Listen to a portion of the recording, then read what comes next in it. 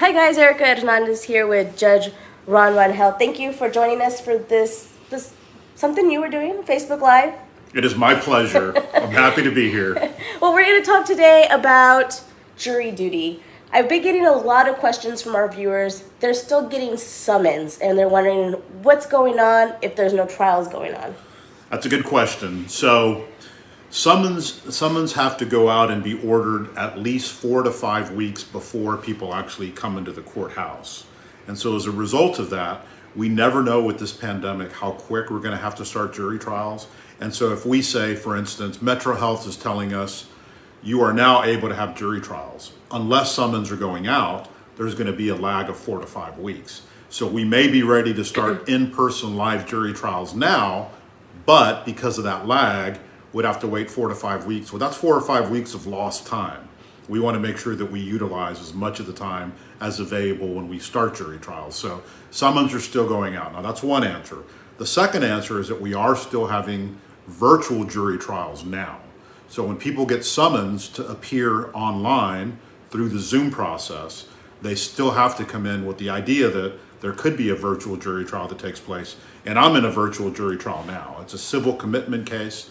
And so those you still would have to appear for, potentially be on a jury trial. There's a misperception that judges aren't working. There's a misperception that there are no trials going on, and that's not true. There's no in-person jury trials going on. But for the most part, criminally, we're not seeing those because that's not something we do often. We could do it on the civil side, but it's a little harder to do it on the criminal side. On the criminal side, what the Texas Supreme Court has told us is we have to have an agreement from both the DA's office or the prosecutor and the defense to have a virtual jury trial. I've spoken to Joe Gonzalez pretty often about this situation, and I've spoken to the defense attorneys that come in with jury trials that are pending, and I do not anticipate anybody ever agreeing to that on the criminal side. The constitutional issues are more serious when it comes to criminal cases because we're talking about somebody's liberty and somebody's freedom. I can't really see anybody agreeing to that. If I was a defense attorney or a prosecutor, I would not agree to that. Now, going back to what you said about you're doing also jury selection and summons a little different. You have to now first appear on Zoom. That's right. Explain that little process, how that works. What we used to do pre-pandemic is we would send out summons. People would come into the courthouse. They'd go to the big room downstairs. We call it the jury room, right? The central jury room. There would be up to 600, 650 people per day in that room. What we're doing now is we're doing that same process through Zoom.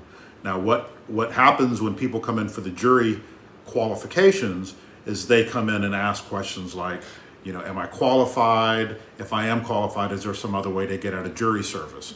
And so a district court judge is always available to go over the qualifications, things like you got to be over the age of 18, you got to reside in Bexar County, you can't have a conviction for certain types of cases, you got to be able to vote, those kind of issues. And so you go over those issues. Then you explain how people can get out of jury service. For instance, if you're over the age of 70, you could get out of jury service if you want to. If you have children that are younger than 12 that are in the home that would be unsupervised without your presence, then you could get out of jury service. So as a result of that, the judge explains all of those things, tells folks these are the ways you can get out. Once the judge interviews everybody that wants to interview with them, then those folks are sent to the particular courtrooms wherever it is that jury trial is going to take place. So let's say we have 600 people here. We could send them theoretically to 10 different courtrooms or more that particular morning. So what we're doing now, we're doing everything virtually. So you'll get the summons you'll get the summons in the mail. You register with either your text, through your phone, or online on the computer or with your smartphone. And once you do that, then every time the court or the courts need to tell you something, you would get it through either text or through email. Now, once you go through the qualifications through the Zoom format, then you'll be told tomorrow you're going to appear in blank area. So it could either be in a blank Zoom courtroom, or if it's live, it would send you directly to the courthouse, to the particular courtroom you're going to. That would save you a lot of time because in the past, people would complain that they would come to court, they would come at 8 in the morning, they would be there all day waiting to go to a court, and then they're sent home. So here, the idea is you'll be sent home before you get to that courtroom if you're not going to be used. And if you are going to be used, and you know what courtroom you're going to. Kind of going on that, if you do get a jury summons and something happens and you just maybe forget and don't make it, is there any repercussions for that, or are we being a little lenient now because of COVID? With anything, we're being a little more considerate of the fact that we're doing everything in a virtual capacity, and that's a little more complicating for people. So we are being more considerate of those things. Theoretically, a judge could always send somebody out to pick up an individual to appear for jury service. In Bexar County, we haven't had to do that.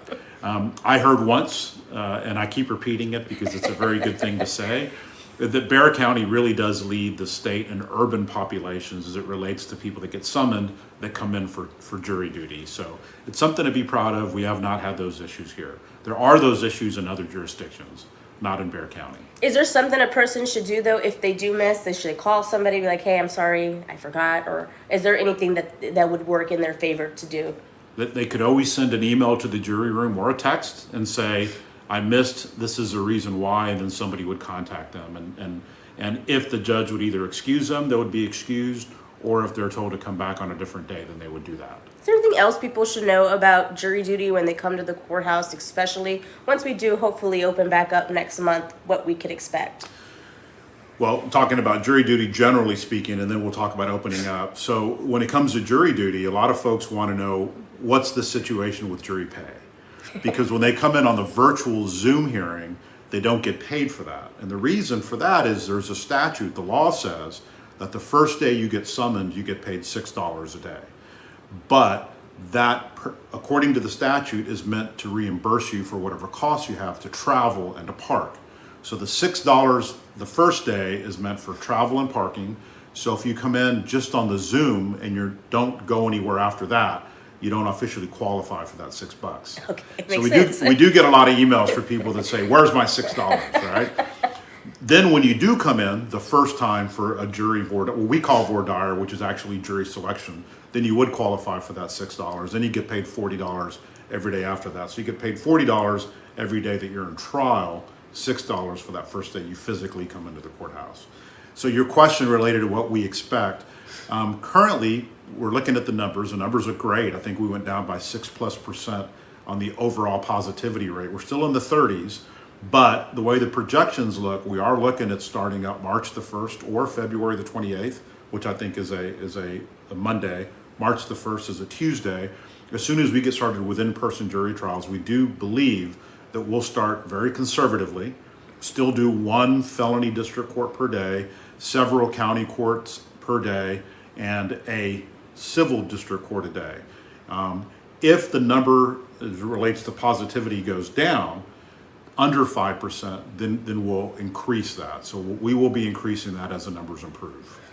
How do you anticipate going forward? I know it's been a topic of conversation lately as far as the backlog and the families kind of getting a little bit of, antsy about, having to be reset and be reset. How do you guys have any type of contingency plan going forward? Because it doesn't look like the pandemic is going anywhere. Will we have to shut down again?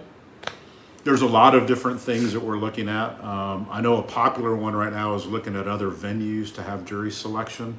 I think once we developed, and we did develop here, I think we were one of the first in the state, the idea that we would do virtual qualifications or qualifications of jurors through Zoom.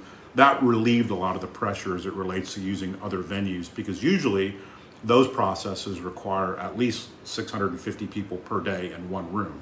We don't want to do that. So I think once the numbers improved or will improve, what we'll do is we'll continue increasing the number of jury trials per courtroom. Now, theoretically, in a criminal district court case, I was speaking to some other member of the media about the numbers and how they affect us. Every time we have a jury trial, it does increase backlog in and of itself. And I'll give you an example. Last year, at the end of the year, we tried in this court, the 379th District Court, 2 murders back to back. Those 2 murders took 3 weeks to try. In that same time period that we got rid of those 2 cases, we received 80 indictments. So just having jury trials in and of itself is something that increases backlog. The only way that you could really remove backlog is through the plea bargaining process, and that is a whole other conversation in and of itself. So I think if the numbers ratchet back up at some point, then what we'll do is we'll continue to look at other venues. I think at this point, if we start looking at another venue now, we'll already be full swing in the courthouse. I've talked to Judge Sid Harrell, who is the regional administrative judge. His job is to provide extra judges for us when we're on vacation or when we need another judge, when a judge calls in ill, to help us remove backlogs. He's willing to provide that, as many judges as we need extra. Also, we're working on changing some of the physical landscape in the courthouse. There's a couple of areas that we're using as conference rooms. We're talking about changing those or turning those into courtrooms so that we could continue to try more cases. But I think the virtual qualifications has really relieved a lot of pressure as it relates to bringing people in and having those jury trials during the pandemic. Well, we hope we can come back in March. We'll see how the numbers continue to go. Thank you for joining us and answering these questions. I know viewers always kind of have questions about jury duty, and we get them often. So this video will be up on ksat.com later today, and it will have all these answers for you in case you weren't here to listen in today. And thank you, Judge Rangel, for joining us. Anytime. I look forward to answering any questions you may have.